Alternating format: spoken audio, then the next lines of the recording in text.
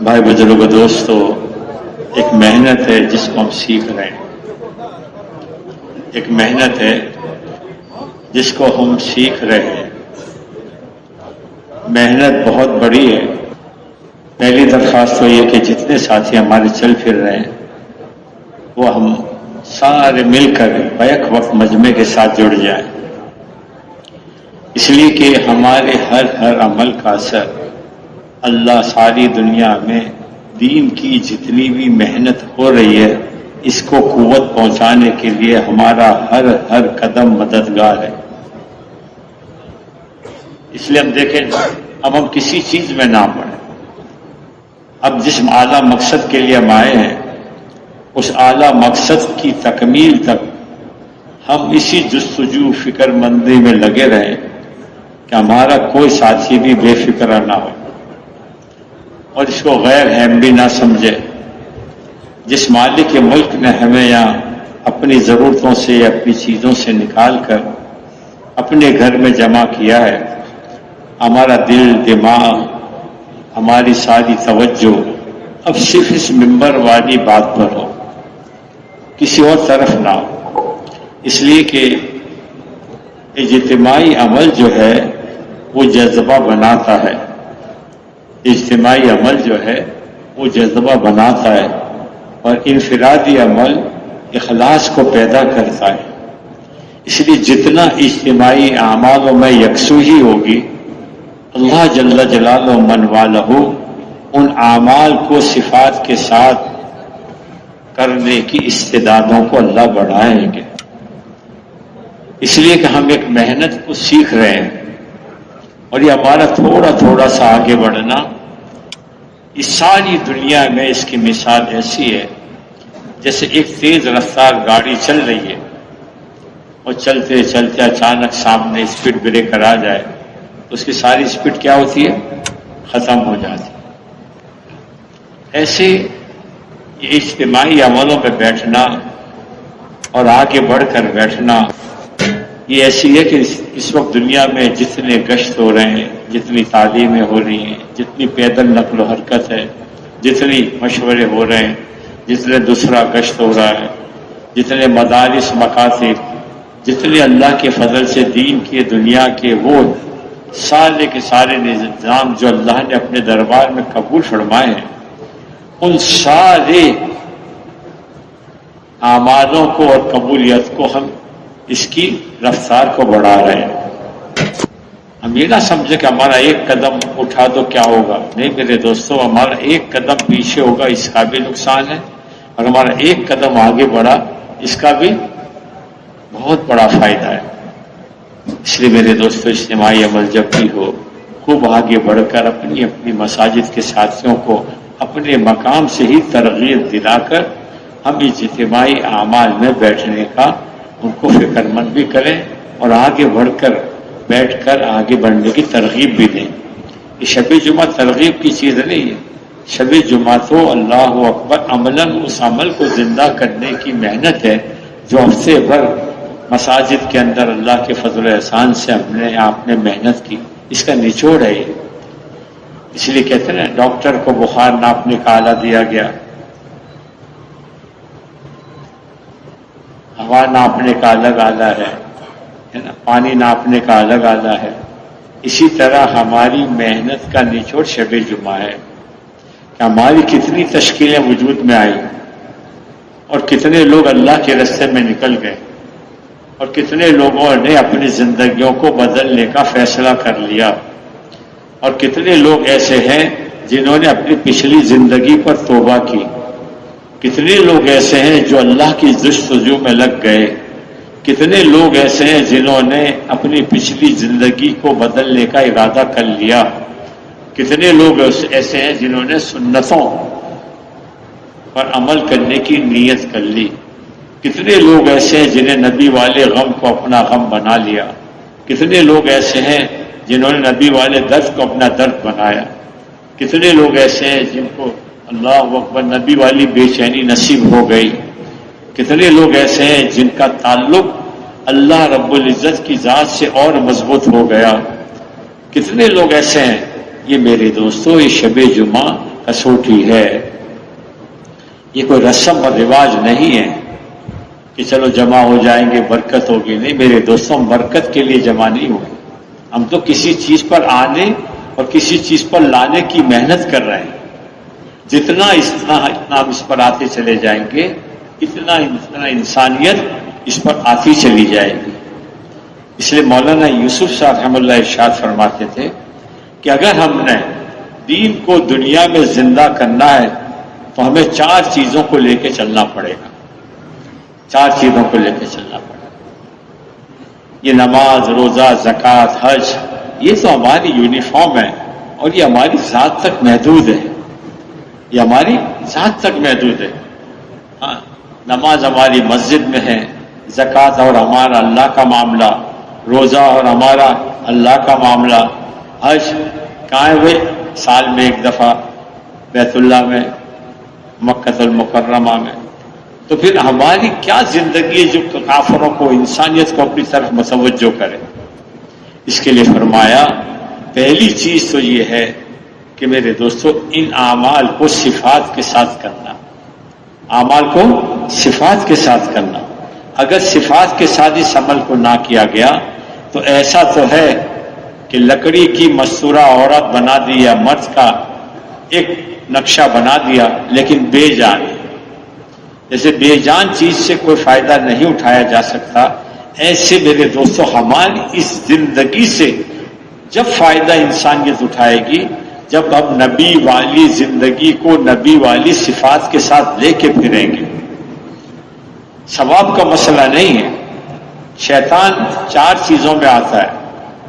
सबसे पहले आता है कुफर और इस्लाम के दरमियान में बैठता है कि कुफर वाले को इस्लाम लाने नहीं देता। क्यों नहीं लाने देता? कि जब तक वो कुफर में है इससे इसको कोई खतरा नहीं। इसलिए हर आन, हर घड़ी, हर वक्त ये शैतान इस इंसान के पीछे लगा रहेगा कि किसी तौर भी इस्लाम कबूल ना करे। दूसरा, इस्लाम और हिजरत के दरमियान में आएगा।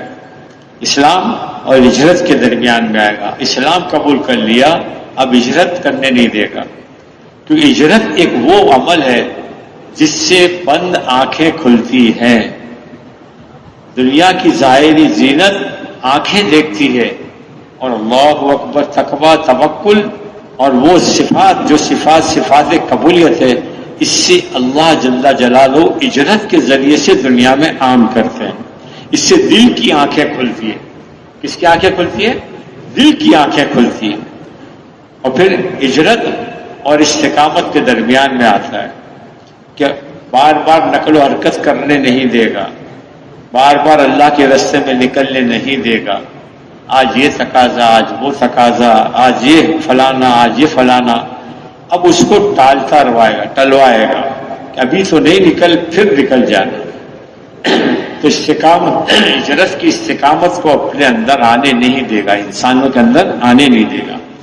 फिर मेरे दोस्तों, मेरे अजीजों, हिजरत पर भी इस्तिकामत आ जाए तो फिर इखलास आने नहीं देता। इखलास आने नहीं देता। क्यों? इसलिए कि इखलास से किया हुआ छोटा भी अमल जो होता है, इसके असरात दुनिया भर में अल्लाह डालते हैं। किसी ने पूछा कि ये ज़ाहिरी गिरे पड़े लोग जिनको कलमा भी नहीं आता, ये वो लोग जिनको अल्लाह अकबर दीन से कोई सरोकार नहीं था, ऐसे में मौलाना मोहम्मद इलियास साहब रहमतुल्लाह ने मेहनत की और उस मजमे को करने ओला वाले मजमे के साथ उनकी नियाबत में खड़ा कर दिया कि जो हुजूर सल्लल्लाहु अलैहि वसल्लम ने करने ओला में मेहनत की थी, उस मेहनत के जरिए से वो लोग ईमान और आमाल वाले बने जिनकी जिंदगियां अंधेरियां थी, जिन पर कोई हुकूमत करना गवारा नहीं करते, अनपढ़ थे, जाहिल थे, अल्लाह को ना पहचानते थे और अल्लाह के पहचान कराने वालों को मार कूट पीट और ना जाने कैसी कैसी तकलीफें देते थे। शराब जिना आम था, बच्चियों को जिंदा दरगोर कर देते थे। ये वो लोग थे जो हरम के अंदर बरहना तवाफ करते थे। ये वो लोग थे, अल्लाह अकबर, जो बैतुल्लाह, जो सारी दुनिया के सारे इंसान और क़यामत तक के आने वाले इंसानों की हिदायत का फैजान की जगह थी, وہاں انہوں نے 360 بت رکھے تھے.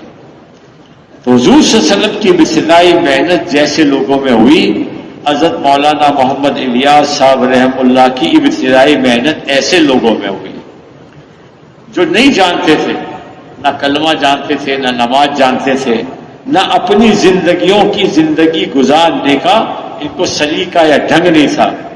ہاں، ہمارے مولانا احمد صاحب لاٹ صاحب فرماتے تھے اتنے گرے ہوئے تھے کہ نمازی کو مارنا ان کے نزدیک 70 حجوں کا ثواب تھا.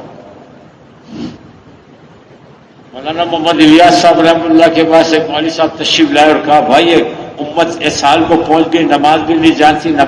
تو مولانا نے فرمایا نہیں، پہلے ان میں استعداد پیدا کرو، دعوت پھینکنی نہیں ہے.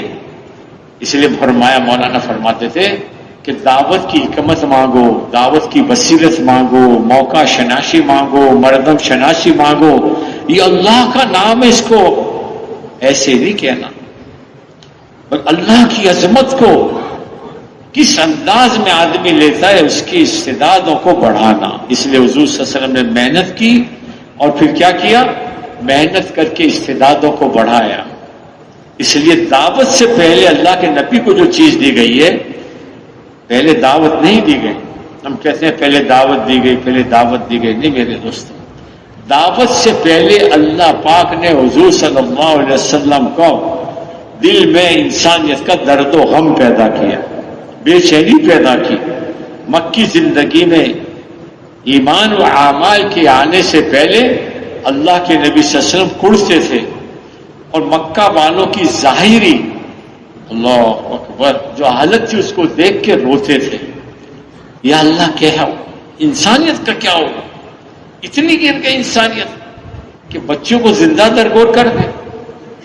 اتنی انسانیت گر گئی کہ جانور کے پہلے پانی پینے پر صدیوں لڑائی. اتنی انسانیت گر گئی کہ مکہ المکرمہ کا طواف بڑھانا. اتنی انسانیت گر گئی کہ مکہ کے اندر 360 بت. اتنی انسانیت گر گئی. شراب، زنا عام. اب اللہ کے نبی ایک درد لے کے پھرتے تھے. ابھی نبوت کا اعلان اللہ کے عمل سے نہیں ہوا، لیکن انسانیت کے درد و غم کو اپنے اندر پیدا کرتے تھے. اور کہاں چاہتے تھے؟ اور عیسیٰ میں تشریف لیا. تو تبلیغ کی محنت کا پہلا جو عنوان ہے وہ حضور صلی اللہ علیہ وسلم والے درد و غم کو پیدا کرنا ہے. اگر نبی والا درد و غم پیدا نہیں ہوتا تو ثواب تو ملے گا، لیکن جس اعلیٰ ذمہ داری کا احساس پیدا کرنا ہے وہ پیدا نہیں ہوگا. اس لیے مولانا یوسف صاحب رحمۃ اللہ فرمایا کرتے تھے تم بہترین تبلیغ والے اس وقت تک نہیں بن سکتے جب تک لوگوں کی بے دینی تمہیں بے چین نہ کر دے. کیا ہمیں لوگوں کی بے دینی بے چین کرتی؟ کوئی بے نمازی ہو تو ہمارا دل روتا ہے، کوئی کبائر میں ہو تو ہمارا دل روتا ہے، کوئی جھوٹ بول رہا ہو تو ہمارا دل روتا ہے، کوئی گناہوں میں مبتلا ہو تو ہم روتے ہیں. اگر روتے ہیں تو گویا ہم تبلیغ کی اس اعلیٰ ذمہ داری کے احساس میں پڑ گئے جو نبی کے دل کے اندر تھی. اور اگر یہ نہیں ہوتا تو ثواب اپنی جگہ ہے. دعوت و تبلیغ کی محنت کا پہلا عنوان انسانیت کا درد و غم پیدا کرنا ہے، اس لیے پھرایا جاتا ہے. اس لیے نبی کو بیٹھنے نہیں دیا ہے، نبی کو بیٹھنے نہیں دیا اللہ نے. اس کو کہتے ہیں اجرت، اس کو کہتے ہیں نقل و حرکت. ہاں، آج ہم کہتے ہیں کہ لوگ ہمارے پاس آئیں اور نبی کہتے ہیں نہیں میں لوگوں کے پاس جاؤں. فرق ہے کہ نہیں؟ ایک آدمی نے یہ دعویٰ کیا اور لوگوں کو جمع کیا کہ میں جس چیز کو اپنے پاس بلاتا ہوں میرے پاس آ جاتی ہے. تو کسی نے درخواست کی اچھا درخت کا، وہ بھی آ جاتا ہے. یہ تو میری بہت آسان کام ہے. سارے دیہات والوں کو جمع کیا اور کہا میں اپنے بزرگوں کی شان دکھاتا ہوں. اب سامنے درخت کھڑا تھا، درخت کو آواز دی درخت میرے پاس آ جا، اے درخت میرے پاس آ جا، اے درخت میرے پاس آ جا. 3 دفعہ اس نے پکارا، درخت تو نہ آیا، درخت تو نہ آیا. تو اس نے اعلان کیا اے لوگو ہماری بزرگوں کی ایک شان یہ بھی ہے کہ جو چیز ہمارے پاس نہیں آتی ہم اس کے پاس چلے جاتے ہیں. تو نبی جیسے نبی کسی کے آنے کا انتظار نہیں کرتے تھے. آج ہم سے یہ کہا جا رہا ہے کہ گھر گھر در در کی ملاقاتیں کرو، دعوت و تبلیغ کی اعلیٰ صفات اپنے اندر پیدا کرنے کے لیے پھرو، تو یہ بات ہماری سمجھ میں نہیں آتی. اذان سے کتنے لوگ آتے ہیں مسجد میں؟ کیوں بھائی اذان سے کتنے لوگ مسجد میں آتے ہیں؟ سارے ہفتے ہم نے کہا کہ انشاءاللہ ہم شب جمعہ میں جائیں، کتنے لوگ آئے؟ تو خالی باتیں کرنے سے لوگ نہیں آتے، جان کے کھپانے سے، جان کے گھلانے سے، جان کے اللہ کے امر پر قربان کرنے کے جذبے سے لوگ آتے ہیں. اگر ہفتے بھر محنت ہو، یہ یوسف مسجد اجتماع میں 5 لاکھ آدمی ہوتے ہیں مثال کے طور پر، تو یوسف مسجد کے شب جمعہ میں اس سے بھی زیادہ لوگ رہتے ہیں اورنگی ٹاؤن کے اندر. وہ تو پورے شہر کا مجمع جمع ہوتا ہے نا، پورے کراچی کا.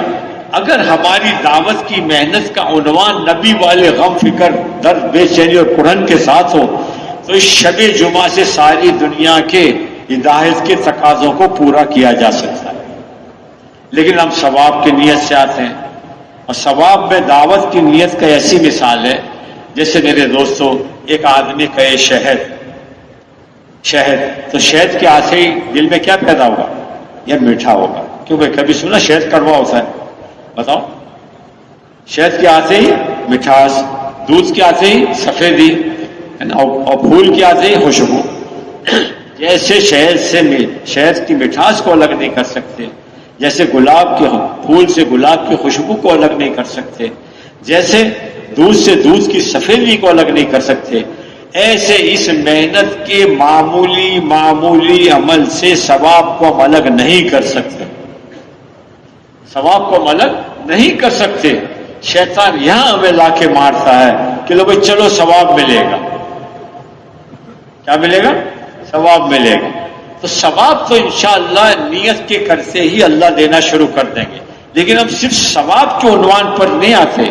اللہ نے ہمیں خالی ثواب کا عنوان دے کر نہیں بھیجا، اللہ نے اپنی ذات کی یقین کو پیدا کرنے کے لیے اور اس یقین پر انسانیت کو کھڑا کرنے کے لیے پیدا کیا.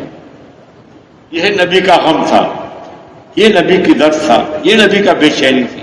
اس لیے میں نے جہاں سے بات شروع کی تھی کہ بھائی 4 چیزوں کے ساتھ پھرنا ہے. ایک دعوت کی صفات کے ساتھ، دعوت کی صفات کے ساتھ اجتماعی عمل کے ذریعے سے اللہ پاک ہماری استعدادوں کو بڑھائیں گے، اور اجتماعی عمل کے ذریعے سے ہمارے اندر صفات کو پیدا کرنے کا اللہ جذبہ پیدا فرمائے گا. اس میں پہلی صفت کیا ہے؟ تقویٰ. کیا ہے بھائی؟ تقویٰ. سارے نبیوں کی محنت کا عنوان میں پہلی چیز کیا ہے؟ تقویٰ. اگر تقوی پر ہم آ گئے تو ساری دنیا کو ہم بدل سکتے ہیں. تقویٰ وہ نعمت ہے کہ تقویٰ جس کو حاصل ہو گیا وہ گناہ سے توبہ کر لے گا. کسی نے پوچھا بہلول رحمت اللہ علیہ سے کہ میں کیسی جگہ گناہ کرنے جاؤں جہاں اللہ مجھے نہ دیکھے، کوئی مجھے نہ دیکھے. اللہ، وہ آدمی پھرتا رہا یہاں تک کہ کئی سال بعد آیا اور کہا حضرت میں تو ہر اس جگہ گیا کہ میں کوئی گناہ کر لوں، لیکن میں نے ہر جگہ کو اللہ کو پایا، ہر جگہ اللہ کو پایا، اس لیے میں گناہ نہیں کر سکتا، اس لیے میں گناہ نہیں کر سکتا. اس کو تقوی کی اعلیٰ دولت نصیب ہو گئی. تقویٰ کیا ہے؟ میں اکیلا ہوں تو دوسرا کون ہے میرے ساتھ، اور 2 ہیں تو تیسرا کون ہے، اور میں سرگوشی کروں تو کون سنتا ہے؟ یہ ہے تقویٰ. تقویٰ اگر تقوی کی دولت، اس لیے سارے نبیوں کی محنت کا میدان کیا ہے؟ اللہ فرماتے ہیں ڈراؤ مجھ سے، ڈراؤ مجھ کو بڑا جانو، مجھ کو بڑا مانو، میں جیسا ہوں اس میری ربوبیت کا اقرار کرو. میں وحدہ لا شریک لہ ہوں، میرا کوئی شریک نہیں، میرا کوئی سانجی نہیں، میرا اللہ اکبر کوئی وزیر نہیں، میرا کوئی مشیر نہیں، میں تنہا ہوں، یکتا ہوں، جو چاہتا ہوں اپنی قدرت سے کرتا ہوں، اور کرنے میں کسی کا محتاج نہیں. تو خوف اللہ کا خوف، تقوی، اگر تقوی کی دولت حاصل ہو گئی تو پھر اللہ اکبر، زندگی آسان ہو گئی۔ پھر تقوی وہ دولت ہے جو انسانیت کو دنیا کی چیزوں سے بے رغبت کرتا ہے، آخرت کا شوق نصیب ہوتا ہے، اللہ کا زیارت کا کرنا دل میں اترتا ہے، نبی اور نبی کے صحابہ کو دیکھنے کی جستجو پیدا کرتا ہے، قبر کا یقین پیدا کرتا ہے، موت کی سختیوں کے سامنے ساری چیزیں آئیں گی اس کا یقین پیدا کرتا ہے، آخرت کا ایک ایک دن کیسا ہوگا اس کا یقین پیدا کرتا ہے۔ کیا ہوگا؟ تقوی۔ ابو بکر رضی اللہ تعالیٰ عنہ اور حضور صلی اللہ علیہ وسلم ہجرت کے لیے تشریف لے گئے، اب غارے ثور کے اندر ہے۔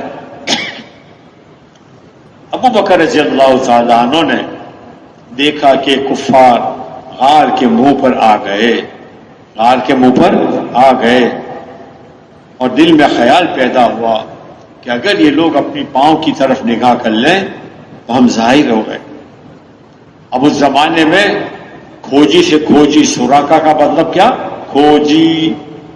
حضرت سراقہ رضی اللہ تعالیٰ عنہ اس وقت ایمان نہیں لائے تھے، کیسے زبردست کہ آج تو ہم چیزوں سے جگہوں کو پہچانتے ہیں، اور وہ پتھروں پر پڑے پاؤں کو سمجھ گئے کہ پاؤں کا نشان کس کا ہے، یہ محمد صلی اللہ علیہ وسلم کا نشان ہے، یہ ابو بکر کا نشان ہے، یہ فلاں آدمی کا نشان ہے۔ تو کتنے ذہین تھے کہ سخت پتھر پر پڑے ہوئے پاؤں سے پہچان لیتے تھے کون یاد گزر آئے۔ اب اللہ کی شان، ابو بکر رضی اللہ تعالی عنہ کے دل میں یہ بات پیدا ہوئی، حضور صلی اللہ علیہ وسلم کی خدمت میں عرض کیا، یا رسول اللہ صلی اللہ علیہ وسلم ہم تو پکڑے گئے، ہم تو پکڑے گئے۔ اگر یہ کفار اپنے نگاہ کی طرف، پاؤں کی طرف نگاہ کریں تو گویا ہم ظاہر ہو گئے، ہم ظاہر ہو گئے۔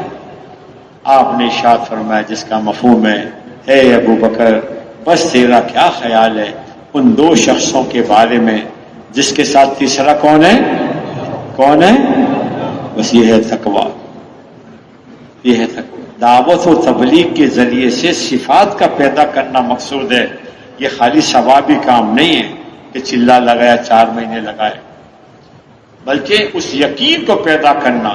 تو جہاں سے میں نے بات شروع کی تھی اس میں پہلی بات یہ تھی کہ نماز، روزہ، زکوٰۃ، حج یہ یونیفارم ہے۔ دفتر میں آدمی بغیر یونیفارم کے جائے تو کیا کرتے ہیں؟ دفتر والے قبول کرتے ہیں؟ تو یہ نماز کے لیے مسجد میں آ گئے، یہ اللہ کا دربار ہے، نماز اللہ انسان کا معاملہ ہو گیا، روزہ انسان اور اللہ کے درمیان کا معاملہ، اب آپ بھوک سے پھر رہے ہیں، لوگ کیا پتہ آپ کیا کر رہے ہیں۔ زکوٰۃ انسان اور اللہ کے درمیان اخلاص ہے کہ اپنی زکوٰۃ کو آپ نے پا، اور حج جس کو اللہ پاک نصیب فرما دے، حرمین شریفین جائیں گے، اور اللہ پاک ان مخصوص ایام میں قیام کرنے والوں کو حج کی سعادت نصیب۔ تو پھر دین کو دنیا میں عام کرنے کی کیا چیز ہے جس سے انسانیت اثر لے؟ اس کے لیے فرمائے نبی والی معاشرت کو لے کے پھرنا، نبی والی معاشرت کو لے کے پھرنا۔ اب یہ چیز انسانوں کے دل میں کیا کرے گی؟ گھر کرے گی۔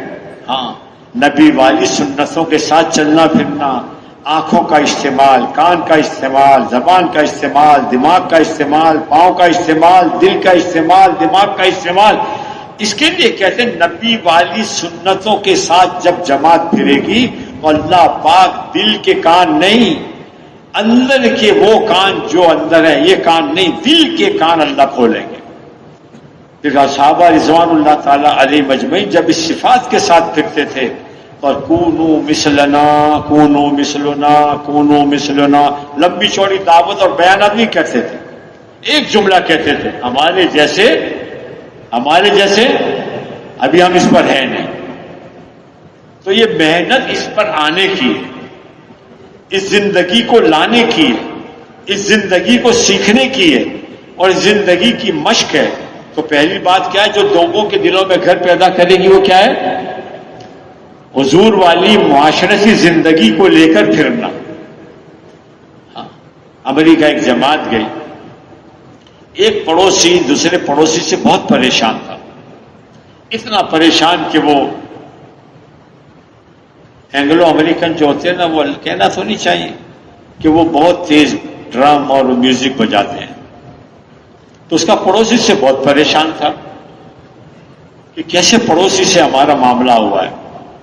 اب اللہ پاک کی شان، 2-4 دن دیکھے کہ یار ان کے گھر سے کوئی آواز نہیں آ رہی، ڈھول تاشوں کی، میوزک تیز بجنے کی. بڑا حیران ہوا. اس لیے مولانا یوسف رحمہ اللہ فرمایا کرتے تھے، دنیا میں جا کر تم مسلمانوں میں نبی والی صفات کو پیدا کرو، چونکہ ہم بھی اجنبی ہیں، وہ بھی اجنبی ہم سے، ہماری بات کا اقرار اور انکار بہت جلدی کر دیں گے. لیکن جو مسلمان وہاں رہتے ہیں، اگر ان کی زندگیاں تبدیل ہو گئی تو کافروں میں تجسس بہت ہے، وہ فوراً دیکھیں گے کہ اس کے اندر یہ تبدیلی کیسے آئی.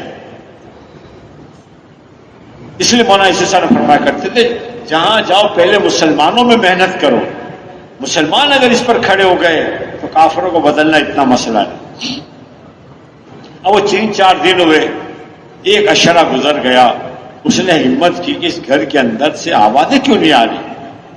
پہلے تو اتنا اللہ معاف فرمائے ماحول تھا کہ پریشان ہو جاتا تھا.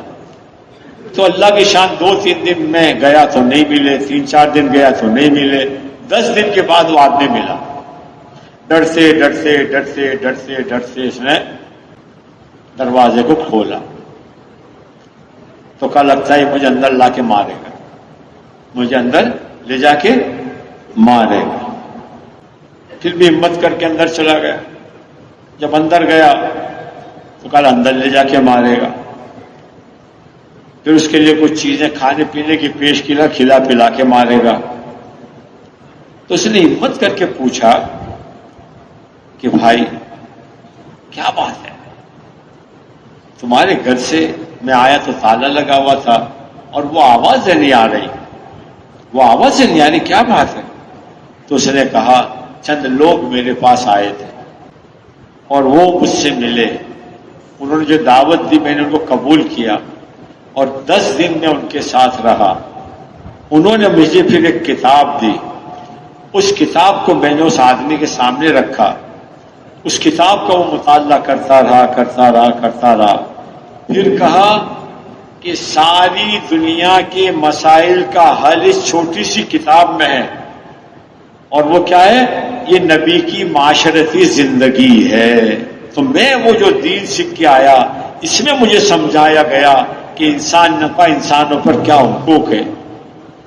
میں نبی والی معاشرتی زندگی سیکھ کر آیا ہوں، اس لیے آج تک میں نے تجھ سے ساتھ جو برتاؤ کیا اللہ کے لیے تو مجھے معاف کر دے. تو نبی والی معاشرت میں اتنی کشش ہے، نبی والی زندگی میں اللہ پاک نے اتنی جاذبیت رکھی ہے، نبی والی زندگی میں اللہ نے اتنی کشش رکھی ہے کہ اگر اس کو ہم پوری قوت کے ساتھ جنگل کے اندر، پہاڑ کی چوٹی پر بھی اگر ہم اس اعمالوں کو کریں گے، اللہ انسانوں کو وہاں بھی پہنچائے گا. اس لیے بیت اللہ کیا تھا؟ بیت اللہ کیا تھا؟ وادی غیر ذی زر، ایک انسان کے بھی پلنے کی امید نہیں تھی وہاں. ایک خاندان نے نیت کر لی، امر خدا بندی کے جکڑ کر اپنے آپ کو وہاں جمع کر دیا. اور ساری دنیا کے انسانوں کی ہدایت کا فیضان کا مسئلہ کیا ہوا بھائی؟ اللہ نے بیت اللہ بنایا. چند لوگوں نے نیت کر لی مسجد نبی علیہ الصلوۃ والسلام میں کہ انشاءاللہ ہماری جانیں اللہ کے نام پر قربان ہو جائے گی، اللہ کا دین زندہ ہوگا، چاہے ہماری قبریں دنیا کے اندر بن جائیں. ایک مجمع نے نیت کر لی، اللہ نے ساری دنیا کے انسانوں کی ہدایت کے تقاضے اس مسجد سے پورے کیے جس مسجد کی دیواریں کچی تھی، فرش نہیں تھا، چھت نہیں تھی، اور بھوک، تنگ دستی، کھانے کو نہیں تھا. لیکن عزم اتنا مضبوط تھا کہ لوگ اپنے دین کے تقاضوں کو پورا کرنے کے لیے اللہ کی ذات پر مر مٹنا ان کے لیے آسان تھا. مر مٹنا ان کے لیے کیا تھا؟ آسان تھا. اللہ کا دین دنیا میں زندہ ہوگا، اس کے لیے ہمارے بڑے فرماتے ہیں ایک مجمع ہر مسجد میں ایسا ہو جن کا اوڑھنا بچھوڑنا صرف یہی ہو، یا تو دین دنیا میں عام ہوگا یا ہماری قبریں بن جائیں، ہم اپنے آپ کو بھلا دیں گے، ہم اپنے آپ کو مٹا دیں گے۔ اس لیے میرے دوستو، اللہ پاک نے نبی نے اتنی محنت کی، اتنی محنت کی، اتنی محنت کی، اس محنت کے ذیل میں اللہ پاک کو تسلی دینا پڑی، اے میرے محبوب، اگر یہ لوگ ایمان نہیں لاتے تو کیا اپنے آپ کو ہلاک کر لو؟ انسانیت کے لیے اپنے اندر خیر خواہی کا جذبہ لے کے، ہمدردی کا جذبہ لے کے اپنے آپ کو اللہ کے نزدیک قابل رحم بنانا، یہ ہے دعوت و تبلیغ۔ اس کے لے کے نبی والے درد و غم کے ساتھ پھرو، نبی والی معاشرت لے کے پھرو۔ جن چیزوں سے ہم متاثر ہیں یہ ختم ہونے والی۔ اس لیے دوسری صفت کیا ہے؟ جب معاشرت زندگی کو لے کے چلیں گے تو بھائی میرے دوستوں، میرے عزیزوں، دوسری صفت یہ پیدا کرنی ہے اپنے اندر کہ ہمیں دنیا سے بے رغبت ہو کر پھرنا ہے۔ ہماری نگاہیں لوگوں کی چیزیں دیکھ کر خیرہ نہ ہوں، ہماری آنکھیں ان سے اثر نہ لیں۔ ان کی گاڑیاں، یہ سب کچھ زمین کے اندر سے، اس لیے کیا فرمایا؟ جتنی چیزیں زمین سے بنے گی واپس زمین کی طرف لوٹ جائے گی، اور جو چیزیں آسمان سے آئی ہیں وہ آسمان کی طرف لوٹے گی۔ اللہ کے دین کی دعوت آسمان پہ آئی، عمل کہاں پہنچتا ہے؟ نماز کہاں پہنچتی ہے؟ ذکر کہاں پہنچتا ہے؟ صدقہ کہاں پہنچتا ہے؟ عبادات کہاں پہنچتی ہے؟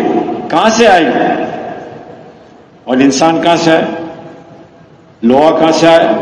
چاندی کہاں سے آئی؟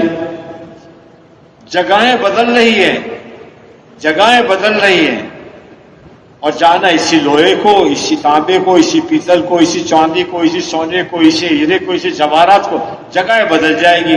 پہلے پہاڑوں میں ہیرا تھا، اب کیا ہوا؟ کسی کی الماری میں آ گیا۔ پہلے مٹی ماشاءاللہ پہاڑوں پہ تھی، کہاں شہر میں آ گئی، بلڈنگ بن گئی۔ چاندی اور سونا پہلے کہاں تھا؟ پہاڑوں میں تھا، دریاؤں میں تھا، اللہ پاک نے جگہ بدلی، انسان کے سینے اور پیشانی پہ آ گئی۔ چیزوں کی جگہ تبدیل ہوگی لیکن چیزیں کہاں رہے گی؟ زمین۔ ان چیزوں کے ذریعے سے اللہ تک پہنچا جا سکتا ہے نبی والی معاشرت کے ذریعے سے۔ سونا خرچ کیا، عمل بن گیا، کہاں پہنچے گا؟ بتاؤ یہ کہاں پہنچے گا؟ صدقہ کہاں پہنچے گا؟ اس لیے میرے دوستو، یہ دنیا کی جتنی چیزیں، یہ ساری کی چیزیں ختم ہونے کے لیے، اس لیے اللہ اکبر، عمر رضی اللہ تعالیٰ عنہ نے، اللہ اکبر، جب شاہ ایران کی طرف آپ تشریف لے گئے خالد بن ولید رضی اللہ تعالیٰ عنہ کی عمارت میں، تو عمر رضی اللہ تعالیٰ کو خط لکھا گیا کہ لشکر بہت بڑا ہے، لشکر بہت بڑا ہے، ہماری تعداد تھوڑی ہے، ہتھیار کم ہے، ہم کیسے ان کا مقابلہ کریں گے؟ ہم کیسے ان کا مقابلہ کریں گے؟ تو عمر رضی اللہ تعالیٰ عنہ نے ارشاد فرمایا اس خط کے جواب میں، اور یہ خط لکھا جس کا مفہوم ہے، اے سعد تجھے کیا ہو گیا؟ اے سعد تجھے کیا ہو گیا؟ ہم نے کب چیزوں پر بھروسہ کیا ہے؟ ہمارا بھروسہ تو کس پر ہے؟ اللہ پر۔ تم میں سے 8-10 آدمی کی ایک جماعت بناؤ، یہ جو ہمارے بڑے کہتے ہیں نا 8-10 کی جماعت ہو، تو یہ جماعت بنائی عمر رضی اللہ تعالیٰ عنہ کے کہنے سے کہ اس میں ایسے لوگوں کو آپ شامل کریں جن کی آنکھیں دنیا کی چیزوں سے اثر نہ لے۔ پھر دعوت و تبلیغ کی محنت کے ذریعے سے بتایا جا رہا ہے نبی والی معاشرت کو لے کر جب پھریں گے تو دنیا کی چیزیں سامنے آئے گی، تو اس دنیا سے ہم اپنا دل نہیں لگائیں گے، مگر دل کس سے لگائیں گے؟ اللہ سے۔ کہاں 10 آدمی، اس میں ربیع بن عامر، اشد بن قیس، ابی دجانہ، حضرت کینکا، حضرت اللہ، 10 بڑے بڑے جری لوگ جو دنیا کی کسی چیز سے اثر نہیں لیتے تھے۔ پہلے ایک ایک کو بلایا، پھر جماعت کو بلایا، پھر ایک ایک کو بلایا، ہر ایک کا قول ایک تھا. اس لیے ہمارے مولانا احمد بہاولپور صاحب فرماتے تھے وحدت کلمہ کیا ہے بھائی؟ وحدت ایک کو بلائے تو بھی ایک بات اور جماعت جائے تو بھی ایک بات. وحدت کلمہ، وحدت فکر، وحدت فکر، دوسری کوئی بات نہیں. اس لیے کہا 10 آدمی بناؤ.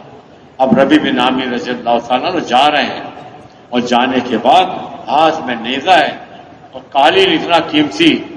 بقول ایک مولانا کے جب ایران فتح ہوا اور ان کا قالین مدینہ میں لایا گیا تو اس ایک ایک بالش قالین اس زمانے میں 90,000 دینار کا بکا ہے. اس قالین کو نیزے کو مارتے مارتے مارتے مارتے پہنچ گئے سامنے. اب جب کسی کی جان مال وہ کسی چیز پہ لگتا ہے نا تو اس کا نفع اس کو خوشی دیتا ہے اور اس کا نقصان.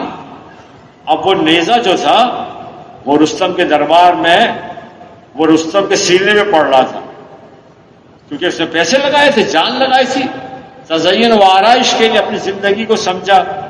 اب وہ نیزہ اللہ اکبر پورے دربار کے سینے میں پڑ رہا تھا. خچر کو ایسی جگہ لا کے باندھا جو سب سے خوبصورت گلدان تھا اس کے اوپر خچر کو باندھا اور فرمایا بتاؤ سوال ہوا تم کیوں آئے ہو؟ ہم آئے نہیں، ہم بھیجے گئے ہیں. بھیجے گئے. آج ہم نے اپنے آپ کو بھیجا ہوا نہیں سمجھا، آیا ہوا سمجھا.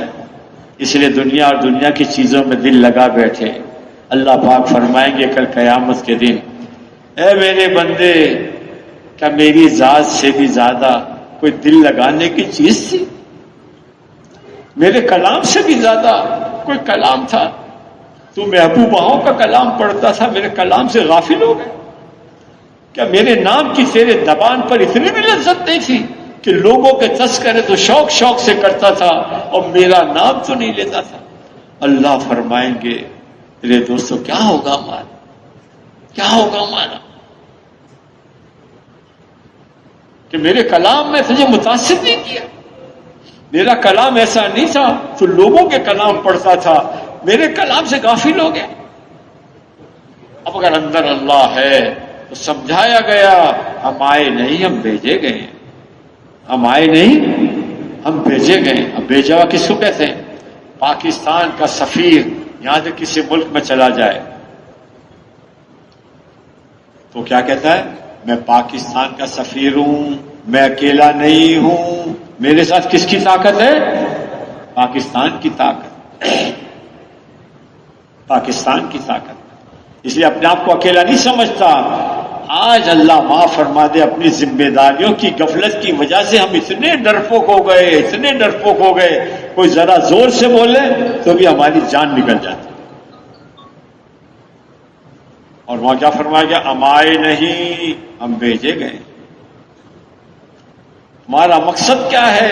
ہمارا مقصد یہ ہے لوگوں کو لوگوں کی بندگیوں سے نکال کر ایک اللہ رب العزت کی بندگی میں داخل کرنے آئے اور دنیا کی تنگی سے نکال کر آخرت کی وسعت کی طرف ہم بلاتے ہیں. اب وہ تھر تھر کانپ رہے. غصے میں تیش میں آ کر پوچھا کیا کریں؟ لوگوں نے کہا اپنے تخت کی مٹی جمع کرو اور ان کو دے دو. ربیع بن عامر اب کسی چیز سے متاثر نہیں ہو رہے اور وہ مٹی اٹھائی اور اپنے سر پہ گئے اور سر پہ لے جانے کے بعد اپنے لشکر میں گئے اور لشکر میں جانے کے بعد ماشاءاللہ کیا خوشخبری سنائی. لو اللہ نے ہم پر کرم کر دیا، شاہ کسریٰ کے تخت و تاج کی چابیاں مٹی کی صورت میں ہمیں دے دی گئی. اور پھر کیا ہوا؟ جنگ ہوئی، تیس نیس کر دیا اور صدیوں کے خزانے قدموں میں ڈال دی. اللہ کے بندوں سے اپنی نگاہیں، اللہ کی چیزیں کی جو بنائی اس سے اپنی نگاہیں اٹھا کر جب اس سے اپنے دل کو خالی کر دیا تو لگا کمایا لوگوں نے، جمع لوگوں نے کیا اور کس کے قدموں میں ڈالا؟ صحابہ کے قبروں میں ڈال دیا. عمر رضی اللہ تعالیٰ کا قد بڑا، خالد بن ولید کا قد بڑا، سعد بن وقاص کا قد بڑا، ابو سفیان کا قد بڑا، امیر حمزہ کا قد بڑا، افضل عباس رضی اللہ کا قد بڑا.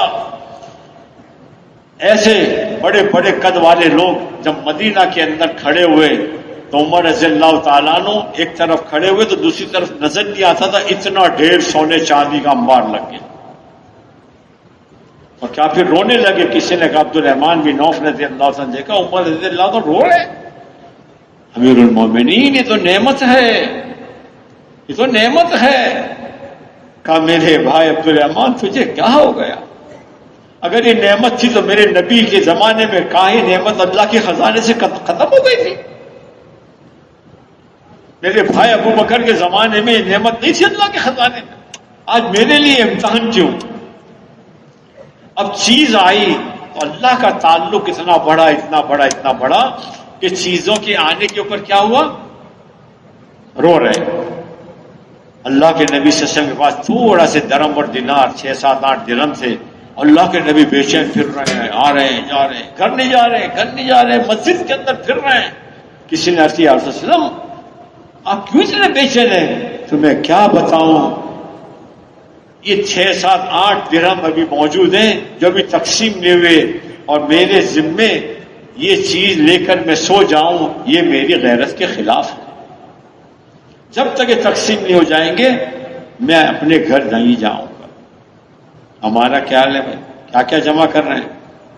تو دعوت و تبلیغ کے ذریعے سے ان صفات کے ساتھ پھرنا جو صفات قبولیت ہے۔ تو دوسری چیز کیا ہے؟ دنیا کی چیزوں سے اپنی آنکھوں کو بند کر لو، کسی سے ہم کچھ نہیں چاہتے۔ اس لیے ہر نبی کی محنت کے آخر میں آپ کو ایک جملہ ملے گا، اے لوگوں ہم کچھ نہیں چاہتے تم سے، ہم تم سے کچھ نہیں چاہتے، ہم اپنے اجر کا بدلہ کس سے چاہتے ہیں؟ اللہ سے چاہتے ہیں۔ کیا فرمایا عربوں نے، کفار مشرکوں نے کیا فرمایا؟ آپ چاہیں تو عرب کی مشہور لڑکیاں آپ کے نکاح میں دے دیں، آپ چاہیں تو عرب کے سارے سونے چاندی کے جواہر آپ کے قدموں میں ڈال دیں، آپ چاہیں تو ہم پورے عرب کی بادشاہت آپ کو دے دیں، آپ اس کام سے رک جاؤ، آپ اس کام سے رک جاؤ۔ کیا فرمایا؟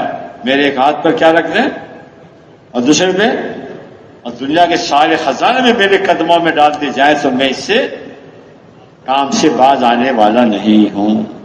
ذمہ داری تھی تو دعوت و تبلیغ کے ذریعے چاہ جا رہا۔ محنت کے بعد ہم کسی سے ایک پھوٹی کوڑی بھی نہیں چاہتے۔ اگر ہم اپنے عمل کا بدلہ چاہتے ہیں تو کس سے چاہتے ہیں؟ اللہ۔ اب یہ آسان ہے، میں نے بھی کہہ دیا آپ نے سن لیا، لیکن اس کی مشق کرنا پڑے، اس کی مشق کرنا پڑے۔ صحابہ نے فاقوں میں رہ کر، صحابہ نے سندرسی میں رہ کر، صحابہ نے آخرت کے بڑے یقین کے ساتھ کہ دنیا کی زندگی عارضی ہے لیکن آخرت کی زندگی بڑی ہے، اگر اس زندگی کو کامیابی چاہتے ہو تو اس زندگی کی ساری چیزوں کو قربان کرنا پڑے۔ حضرت سعد بن معاذ رضی اللہ تعالیٰ نے ایمان لائے، اس لیے کہتے ہیں مولانا انعام الحسن صاحب رحمۃ اللہ فرماتے تھے اللہ اکبر، محنت کا زمانہ تھوڑا سا ہے اور کمائی کا زمانہ بہت بڑا عرصہ، بہت بڑا عرصہ۔ پہلی صحابی حضرت سمیہ رضی اللہ تعالی عنہ شہید ہو گئے، کتنے سال مشقت برداشت کی؟ چند سال۔ آج کیا کر رہے ہیں؟ عیش۔ چند لوگوں نے، بلال رضی اللہ تعالیٰ کتنے سال انگاروں پر لیٹے، خباب رضی اللہ تعالیٰ کتنے سال انگاروں پر لیٹے، بلال رضی کتنے سال گھسیٹے گئے، کتنے کوڑے کھائے، کتنے فاقے، لیکن انعام کتنا بڑا؟ مشقت تھوڑی سی، انعام کیا؟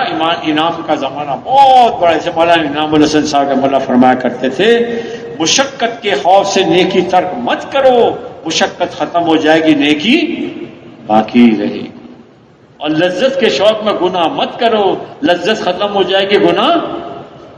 اس کے لیے کہتے ہیں دعوت و تبلیغ کے ذریعے سے ہم اپنے اندر دنیا کی بے رغبتی پیدا کریں اور تقوی کے ذریعے سے اللہ رب العزت کی ذات کو ساتھ لینا سیکھیں، اور توکل کے ذریعے سے چوتھی صفت کیا ہے؟ توکل، اللہ پر اعتماد کرنا، اللہ پر اعتماد کرنا۔ اب ہمارے پر کوئی حال آیا، ہم نے کسی انسان کو کہہ دیا تو توکل ختم۔ اللہ اور انسان کے درمیان میں اگر کوئی چیز ہے تو وہ کیا ہے؟ توکل۔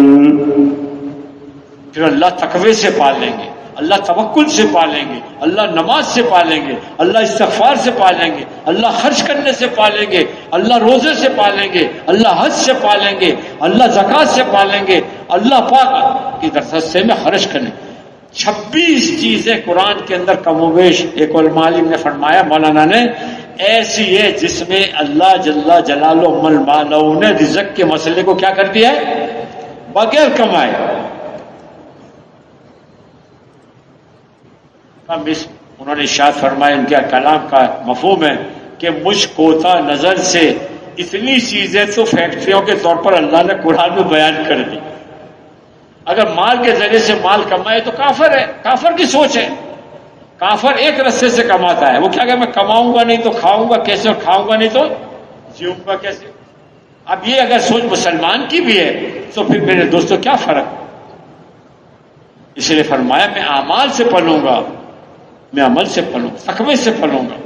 مشق کرنا پڑے گا، کمانا منع نہیں ہے، ضرور کمائیں، لیکن کمائی کو احکام کے ساتھ، احکام کو یقین کے ساتھ، یقین کو علم کے ساتھ۔ اس لیے کیا فرمایا، اگر آپ نے کلام تو سنا، کلام کو علم پر نہ لائے تو میرے دوستوں عمل کھوکھلا رہ جائے گا۔ علم کو یقین پر لانا کہ جو کچھ فرمایا اسی میں میرے لیے کیا ہے، حفاظت ہے، حفاظت۔ اس لیے خبر کیا کہہ رہی ہے، خبر پر ایمان لاؤ، خبر پر ایمان لاؤ۔ مقداد بن اسود رضی اللہ تعالیٰ عنہ استنجا کرنے گئے، استنجا کرنے کے بعد ابھی کر رہے ہیں تو دیکھا ایک چوہا پکڑ لیا ہے، واقعے کا مفہوم ہے، چوہا ایک اشرفی، پھر دوسری اشرفی، پھر تیسری اشرفی، 17 اشرفیہ ہے، 14 اشرفیہ، آخر میں تھیلی بھی دے گیا۔ اب تقوی کی اعلیٰ صفت حاصل تھی۔ یہ واقعہ اس لیے سنا رہا ہوں کہ جن صفات کے ساتھ چلنا ہے اگر وہ صفات پیدا ہو جائے اللہ یوں بھی پالیں گے۔ اب خبر ہے کہ کسی چیز کو بغیر علم کے نہیں لینا، تقوی ہے۔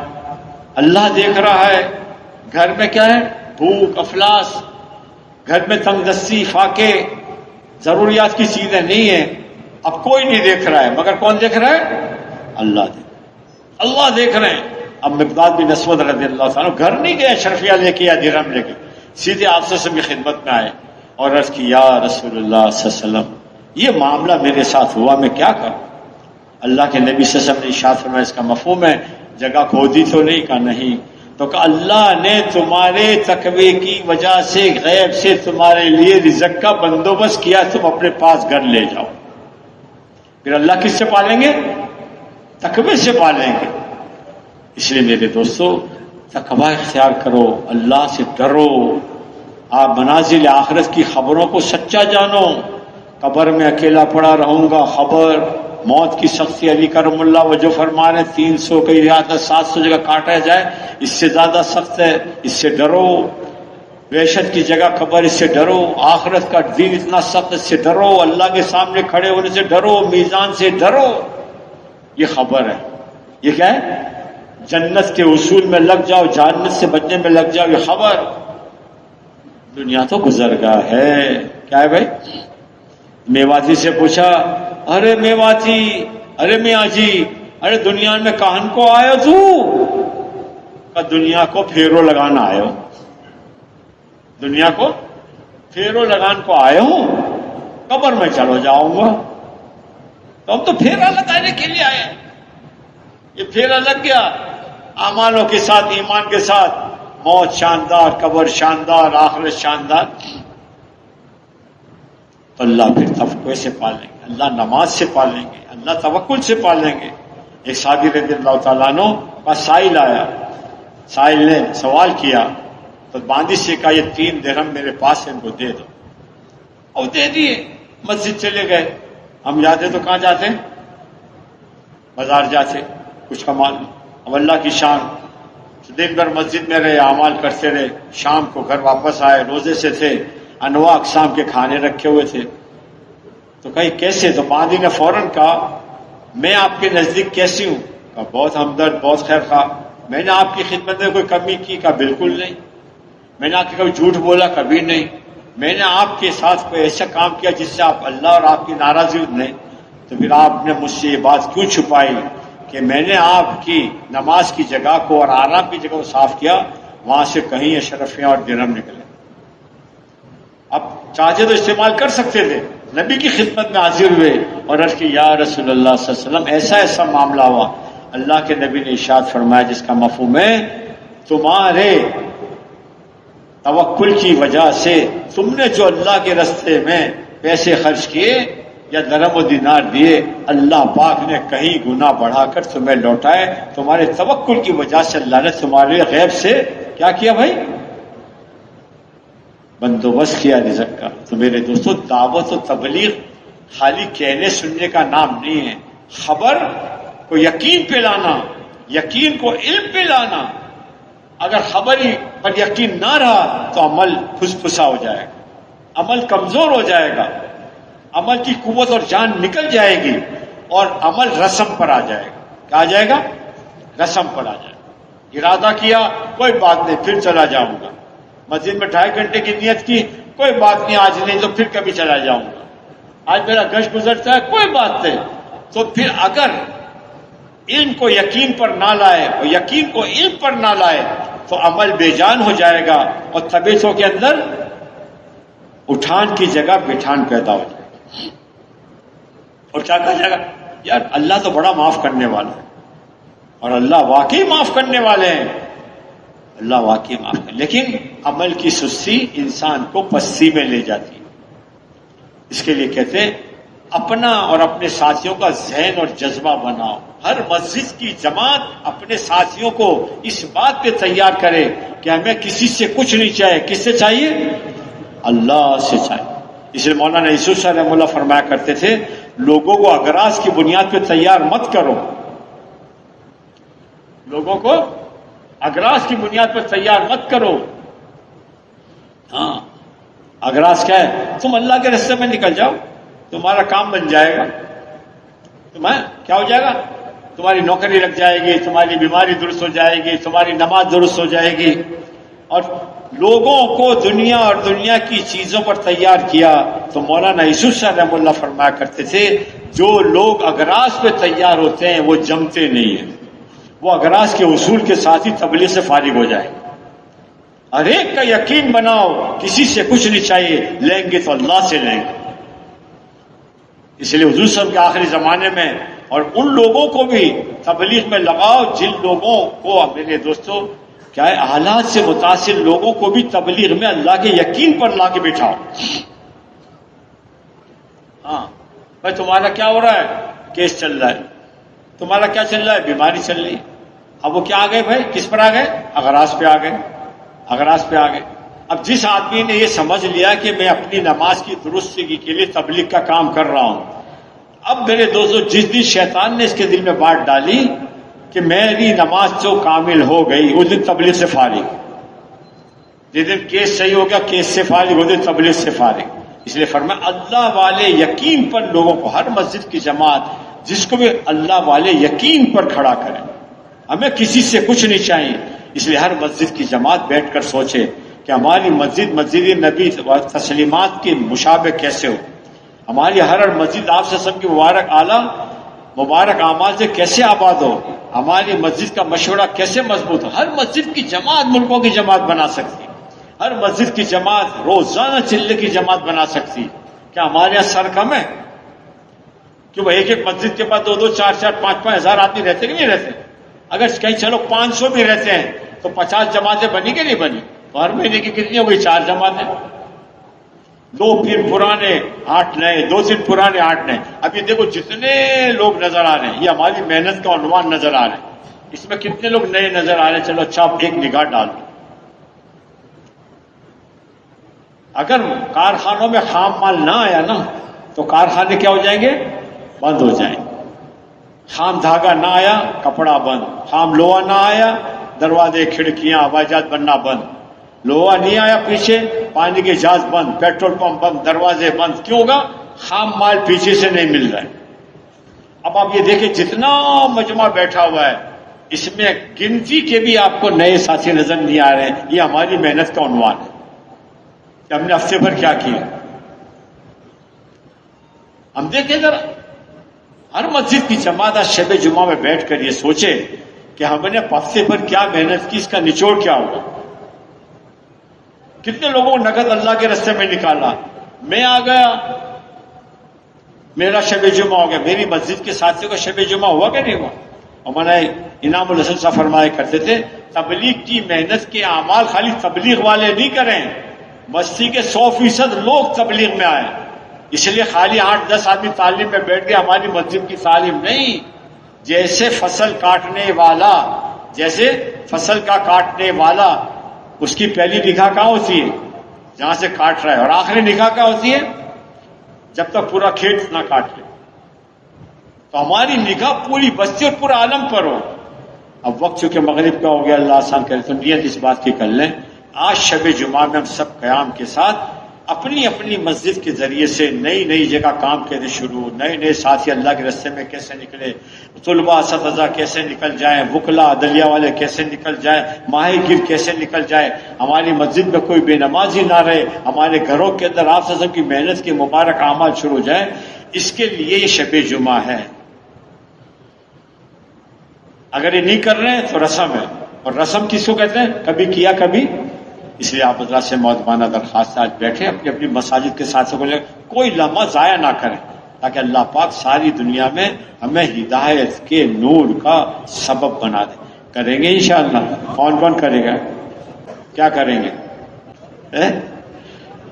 اللہ جزائے خیر. سبحان اللہ و بحمدہ، سبحان اللہ العظیم، سبحانک اللہم و بحمدک.